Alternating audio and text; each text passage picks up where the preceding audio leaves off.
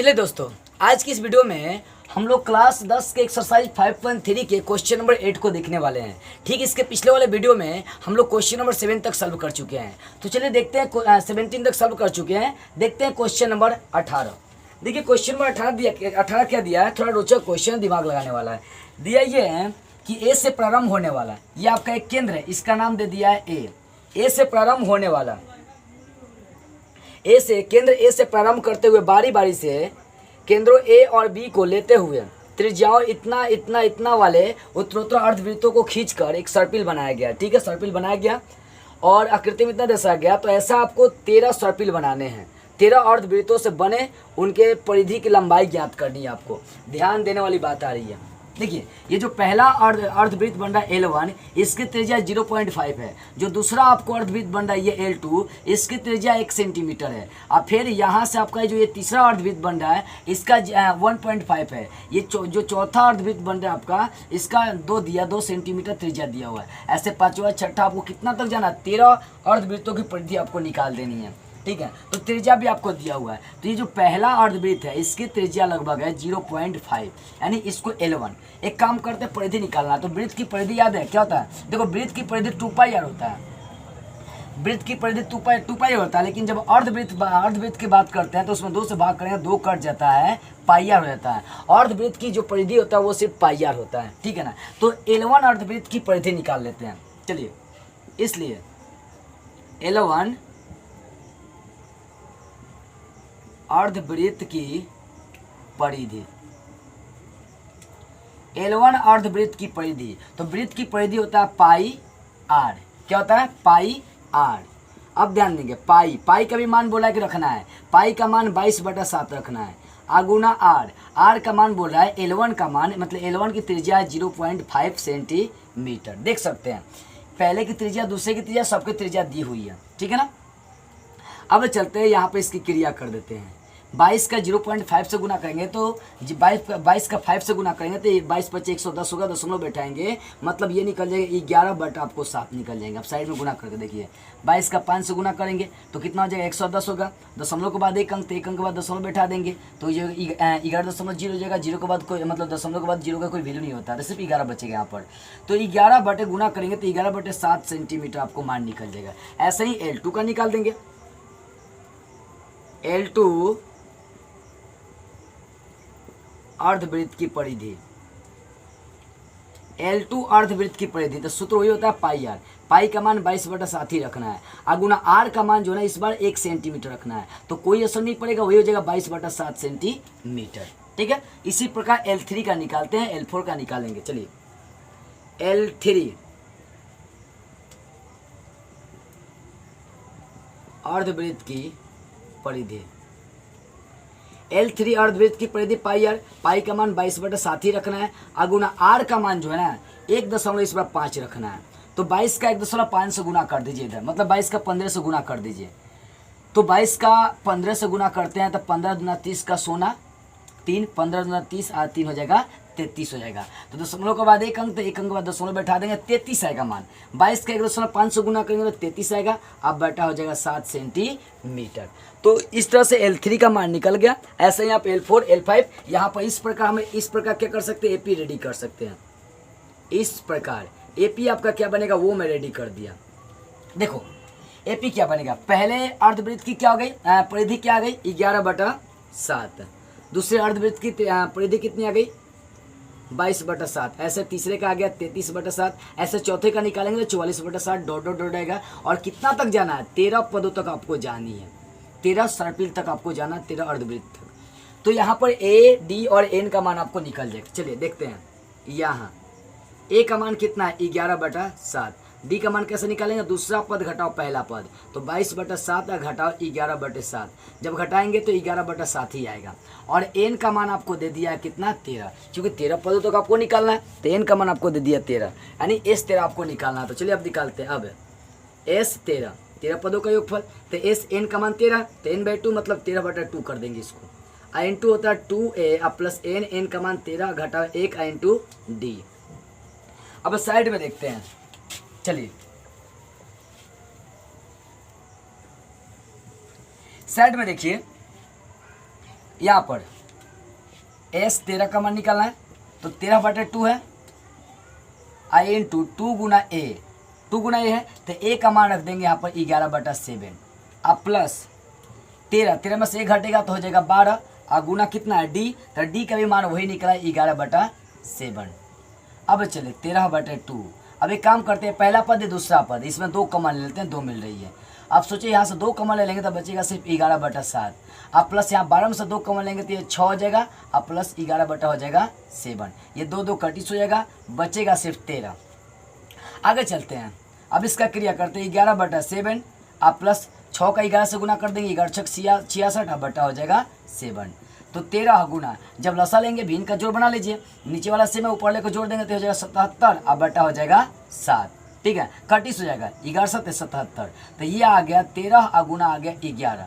तो 13 और 11 का गुना करेंगे 33, 11 3 कितना हो जाएगा 14 हो जाएगा। तो ये होगा 143 सेंटीमीटर, यानी 13 अर्धवृत्त की टोटल परिधि कितनी हो जाएगी 143 सेंटीमीटर आ जाएगी। 13 का 11 से आप गुना कर देंगे तो इस तरह से आपका क्लियर हो गया 18 नंबर। अब जरा सा गौर करिएगा क्वेश्चन नंबर 19 पर, ध्यान दीजिएगा बेटर से। देखिए क्वेश्चन नंबर 19 क्या है, चित्र आप देख सकते हैं, किताब है ना, किताब में चित्र देखिए। आपको क्या किया है, कुछ लट्ठों की संख्या दे दिया है, मैं थोड़ा सा चित्र बना दे रहा हूँ सिर्फ समझने के लिए, ठीक है ना।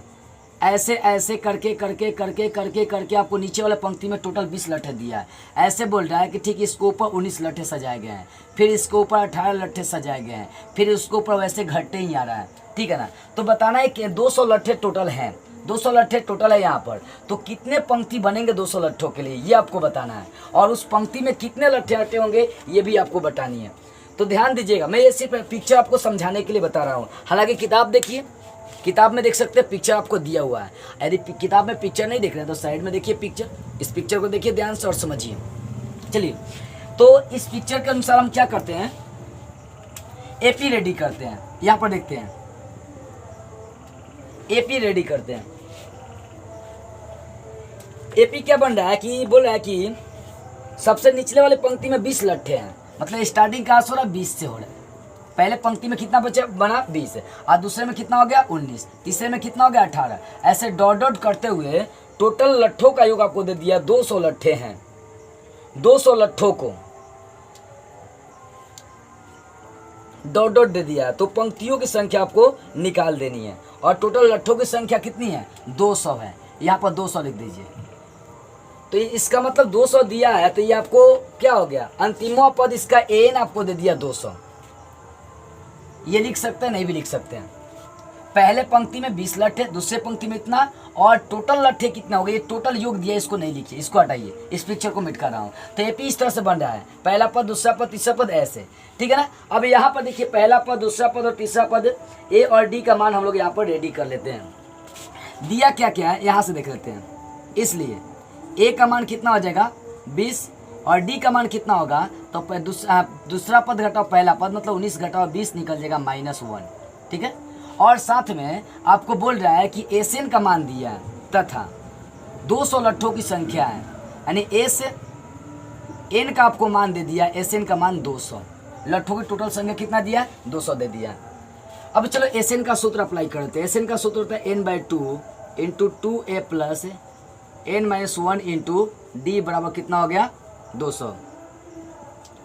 n/2 इंटू 2 गुना ए का मान 20 है, अब प्लस n-1 इंटू डी का मान -1 है, तो डी का मान -1 रख देते हैं बराबर 200। अब n/2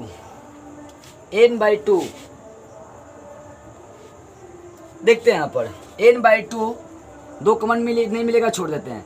2 का 20 से गुना कर देंगे 40, -1 से गुना करेंगे तो -n हो जाएगा, माइनस ये +1 हो जाएगा, बराबर कितना हो जाएगा 200। ये 2 इधर भागा में इधर चलाएगा गुना में, तो इधर देखते हैं n इंटू हो जाएगा 40 और 1 हो जाएगा 41, अब माइनस हो गया ये n, ठीक है। और ये जो 2 गुना में था भागा में था ये चला गया जब गुना में, तो 200 का 2 से गुना कर देंगे, यहाँ पर 200 का गुना लिख देंगे 2। आगे चलते हैं, n का जब गुना करेंगे तो हो जाएगा 41n, घटाओ n का n से गुना करेंगे n² बराबर 200 का 2 से गुना कर देंगे 400 हो जाएगा। तो इस तरह से आपका ये वाला मान यहाँ पर आ गया। इस बात को आगे भी ऐसे बढ़ा सकते हैं, ध्यान दीजिएगा। ये माइनस एन स्क्वायर को पहले लिख देते हैं क्योंकि समीकरण बनाना ना, माइनस एन स्क्वायर और उसके बाद प्लस 41n, ये प्लस 400 को इधर देंगे तो माइनस 400 हो जाएगा, बराबर हो जाएगा 0। अब ध्यान से समझिएगा, इसका फैक्टर करना पड़ेगा। शुरू का अंतिम से गुना करेंगे तो 400 ही रह जाएगा, तो बीच वाले को ऐसे ब्रेक करना है दो भागों में कि गुना करने पर 400 आ जाए, जोड़ने घटाने पर आपको 41 आ जाए। तो ऐसा एक संख्या मिलेगा 25 और 16, 25 का 16 से गुना करेंगे 400 आ जाएगा, और 25 16 जोड़ देंगे तो 41 ही आ जाएगा। फैक्टर कर देते हैं, जरा सा ध्यान दीजिएगा। माइनस एन स्क्वायर, अब इसको ब्रेक करते हैं दो भागों में, इसको लिख देते हैं 25n प्लस 16n, और उसके बाद कितना है माइनस 400, अब बराबर लेकर चलेंगे 0। यहाँ से कमन ले लेते हैं, माइनस एन कमन ले लेते हैं। अब सोचिए 2 एन में से 1 एन कमन लेंगे तो 1 एन बचेगा, माइनस तो कमन ले लिए, प्लस में से माइनस कमन लेंगे तो माइनस हो जाएगा, 25 में से एन कमन ले लेंगे तो सिर्फ हो जाएगा ये 25। अब प्लस यहाँ से सिर्फ 16 कमन ले लेते हैं, 16 एन में से सिर्फ 16 कमन ले लेंगे तो एन घटाओ। अब देखो 400 को आप लिख सकते हैं 25 गुना 16, जिसमें से 16 कमन ले लेंगे तो यहाँ बचेगा 25, अब बराबर हो जाएगा 0। अब जो सेम चीज़ है उसको एक बार लिखिए, n-25 n-25, इसको एक बार लिखते हैं n-25। अब कमन क्या है तो माइनस एन है और प्लस 16 है, अब बराबर 0। अब एक एक करके उठाते हैं, जब n-25 बराबर 0, इसलिए n का मान -25 को इधर ला देंगे प्लस 25 हो जाएगा। ये भी उठाते हैं, पुनः जब माइनस एन प्लस 16 बराबर 0, माइनस एन को इधर लाएंगे तो प्लस एन हो जाएगा, इसलिए n का मान यहाँ से निकल जाएगा 16। अब n का 2 मान निकल रहा है, n का दो मान निकल रहा है 25, और n का 1 मान निकल रहा है 16। अब दोनों में से कौन सा सही होगा ये देखेंगे, ठीक है ना, क्योंकि टोटल लट्ठे आपके पास कितने हैं 200 हैं, और लट्ठों की संख्या कभी ऋणात्मक नहीं होनी चाहिए क्योंकि 200 है ना, घटेंगी नहीं। यहाँ पर पद निकाल कर देखते हैं, 16वां पद कितना आ रहा है, 25वां पद निकाल कर देख रहे हैं। मतलब चलिए अब, क्योंकि देखिए क्वेश्चन को बनाने के लिए थोड़ा सा ज़्यादा दिमाग लगाना ही पड़ेगा, बिना दिमाग लगाए नहीं बना सकते। अब पहले 25वां पद निकाल देते हैं, 25वां पद a25, तो 25वां पद को आप क्या लिख सकते हैं a + 24d, ये ना लिख सकते हैं a + 24d। अब देखो a + 24d, a और d का मान आप पुट करिए वहाँ पर। चलिए a का मान कितना है, a का मान 20 है, अब प्लस 4 गुना d का मान -1 है। देखते हैं यहाँ पर,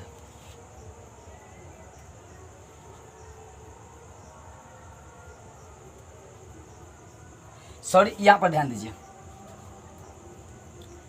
मिस्टेक ये हो जा रही है। ये देखिए a का मान 20 है, 20 रखेंगे, आप प्लस 4 नहीं, ये 24 है, 24 गुना d का मान रखना है -1। अब देखिए 20 प्लस माइनस 24 का 1 से गुना कर देंगे 24, ध्यान दीजिए 20 में से 24 घटेगा तो -4।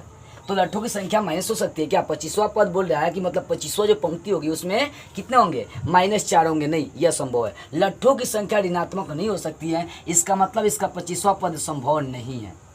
ये क्या हो जाएंगे, असंभव हो जाएंगे, क्यों, क्योंकि लट्ठों की संख्या पर ऋणात्मक नहीं है। अब 16वां पद निकालते हैं पुनः, मतलब क्या निकालते हैं a16 निकालते हैं। a16 को आप लिख सकते हैं a + 15d, ठीक है, a का मान 20 है, अब प्लस 15 गुना d का मान -1 है, तो 20 प्लस माइनस 15 के 1 से गुना करेंगे 15, तो 20 में से 15 घटेगा हो जाएगा 5, यहाँ प्लस आ रही है। इसका मतलब 16वां पद कितना है 5 है, यानी यहाँ पर टोटल पंक्तियों की संख्या n का मान ये वाला संभव होगा, ये असंभव हो जाएगा, इसको लिख दीजिए असंभव, ठीक है, और ये वाला n का मान संभव होगा। यानी टोटल 200 लट्ठों को सजाने के लिए 16 लाइन बनानी पड़ेगी, और 16वां लाइन में कितने लाठी अटेंगे, 5 लाठी क्या होंगे अटेंगे। तो लिख सकते हैं यहाँ पर आंसर में, ध्यान दीजिएगा भाषा के रूप में आप लिख लीजिएगा थोड़ी से, अतः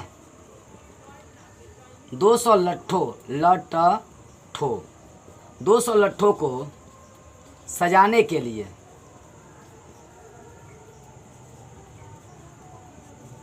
16 पंक्ति चाहिए, ठीक है, अपना भाषा बनाते रहिएगा। तथा a16 का मान मतलब 16वां पद कितना हो जाएगा 5, यानी 16वीं पंक्ति में कितने आपके लट्ठे हटेंगे, तो 16वीं पंक्ति में आपके 5 लट्ठे क्या हो जाएंगे, आराम से प्रवेश कर जाएंगे। तो इस तरह से आपका 19 नंबर क्वेश्चन क्या हो गया, क्लियर हो गया। अब चलते हैं अगले क्वेश्चन की ओर। अब देखते हैं 20 नंबर क्वेश्चन। देखिए 20 नंबर क्वेश्चन क्या है, इस एक्सरसाइज का अंतिम क्वेश्चन भी है।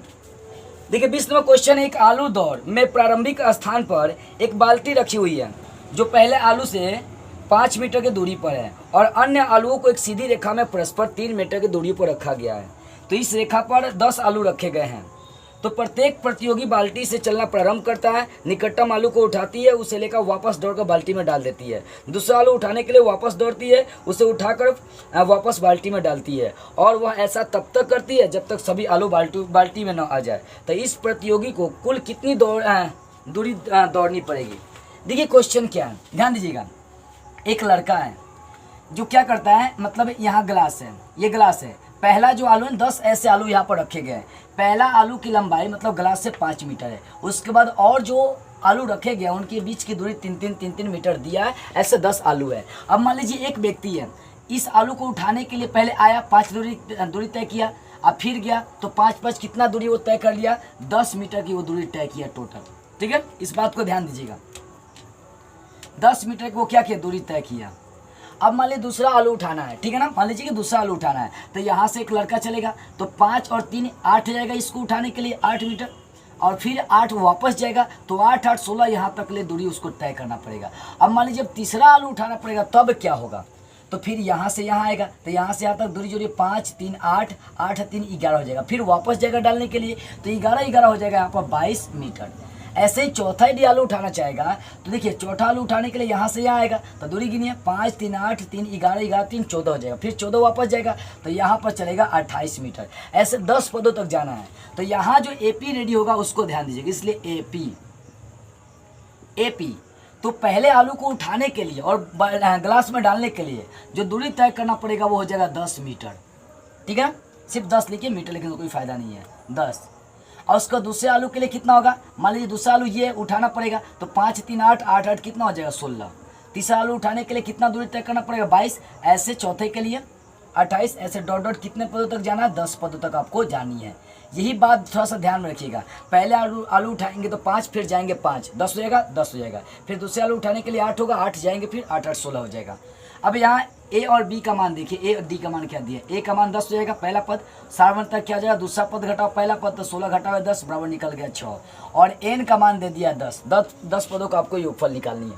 ठीक है ना, तो चलते हैं, इसलिए एस 10 निकाल लेते हैं। एस एन का मान 10 चलेगी, तो n/2 मतलब 10/2 इंटू 2a प्लस होता है n-1, एन का मान 10 चलेगा, 10 घटा 1 इंटू चलेगा डी, कटिस होगा 2 × 5 = 10।